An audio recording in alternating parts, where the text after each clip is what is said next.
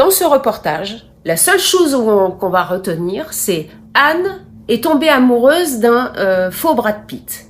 Or, au départ, je n'ai jamais trompé mon mari de ma vie parce que je suis en fait une femme bienveillante. Je ne suis pas folle ou niaise comme certains le prétendent et le disent, l'écrivent sur les réseaux sociaux.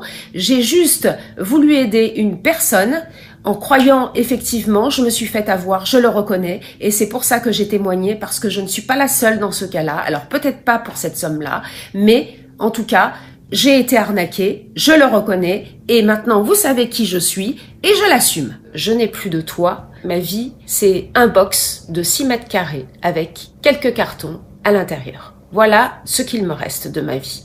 Au niveau des escrocs, j'ai eu, quand je dis 40 fois, peut-être même plus, des moments où je n'y croyais pas. Très sincèrement, je dis bien à chaque fois, cette photo, c'est du fake. C'est du fake et je le vois très bien, c'est une photomontage, etc. Et donc, dans l'émission, évidemment, tout ça, ce n'est pas dit. Parce que sachez que le journaliste est resté 2 jours à m'interviewer et il a retenu que ce qu'il ne fallait pas retenir, en fait, pour me salir mon image, et c'est uniquement dans le but de faire de l'audience. Je suis une femme qui est censée, si vous aviez été à ma place, vous seriez tombé dans le piège. Si quelqu'un vient et vous parle gentiment, vous dit des mots que vous n'avez jamais entendus de votre propre mari, des attentions, etc., eh ben oui, on tombe dedans. C'est comme ça que c'est arrivé. Parce que je voulais en finir à chaque fois, et à chaque fois, je le foutais par la porte, je le mettais à la porte, et il revenait par une autre fenêtre. On se dit, c'est pas possible que ce soit pas vrai. Et pourtant, je doutais au fond de moi. J'ai douté tellement de fois, sachez-le. Le faux docteur me disait, il a avalé tous les cachets suite à votre message, il est dans le coma, etc.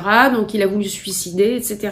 J'étais fautive de ces actes et en fait on me mettait la faute sur moi. Donc j'ai vécu un enfer et ça je peux vous le dire. Vous ne savez pas de quoi vous parlez.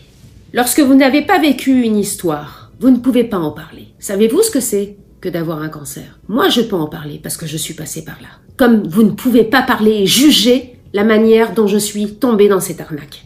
Dans le reportage, il est dit que ma fille et moi-même avons été fâchés durant des mois. C'est totalement faux.